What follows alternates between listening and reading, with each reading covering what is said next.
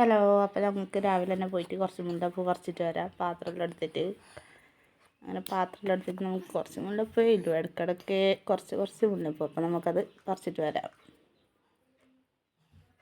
അങ്ങനെ മുല്ലപ്പൂവിൻ്റെ മരത്തിൻ്റെ അടുത്തിലേക്ക് എത്തി. കണ്ടോ മുല്ലപ്പൂ ഇടയ്ക്കിടയ്ക്ക് ഇങ്ങനെ പൊടിച്ചിരിക്കുന്നതാണ്. തീരാനായി, കുറച്ച് ദിവസമായി ഇങ്ങനെ മുല്ലപ്പൂ പിടിക്കാൻ തുടങ്ങിയിട്ട്. കണ്ട മുല്ലപ്പൂ നല്ല മണമാണ്, നല്ല മണമുള്ള മുല്ലപ്പൂ. 2 ദിവസം ഇങ്ങനെ നല്ല നിൽക്കും കേട്ടോ, ഫ്രഷായിട്ട്.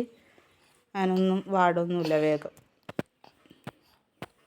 ഞങ്ങളിപ്പോൾ പറിക്കാൻ തുടങ്ങി 2-3 ദിവസമേ ആയിട്ടുള്ളൂ.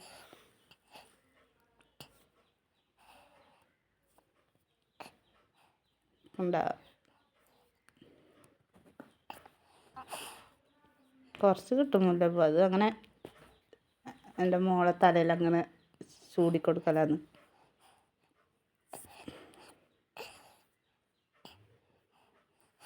ഇടയ്ക്കിടയ്ക്കേ ഇല്ലു, നിറച്ചാഴ്ച അങ്ങനെ പിടിക്കലില്ല, ഇടയ്ക്കിടയ്ക്ക് അങ്ങനെ പിടിക്കും.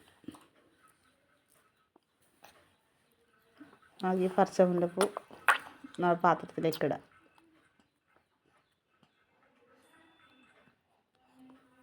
ഇടയ്ക്കിടയ്ക്ക് ഓരോരോ മുല്ലപ്പൂ കണ്ട അങ്ങനെ പറിച്ച് ഇടലാണ്.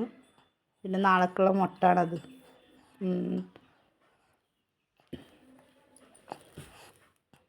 നമ്മൾ ഇങ്ങനെ മുട്ട് പറിച്ച് വെച്ചാൽ അത് അങ്ങനെ ഉണ്ടാവും, ഇതാവൂല, ഒലരൂല. മുട്ട് പോലെ തന്നെ അങ്ങനെ നിൽക്കും. അതിനെക്കാട്ടും നമുക്കിങ്ങനെ പറിക്കാതെ മരത്തിൽ നിന്ന് തന്നെ ഇങ്ങനെ വിടർന്നിട്ട് പറിക്കുന്നതാണ് നല്ലത്. അങ്ങനെ ആകുമ്പോൾ നല്ല മണവും ഉണ്ടാവും, നല്ല പൂവും നല്ല ഇതായിട്ടും ഉണ്ടാവും. എൻ്റെ വീടിൻ്റെ അടുത്ത് തന്നെയുള്ള മരത്തിലാണ് മുല്ലപ്പൂ ഉള്ളത്. അപ്പോൾ പിന്നെ നമുക്ക് വേഗം പറിക്കാം. കുറച്ച് മുല്ലപ്പൂ കിട്ടിയിട്ടുണ്ട്, കണ്ടോ.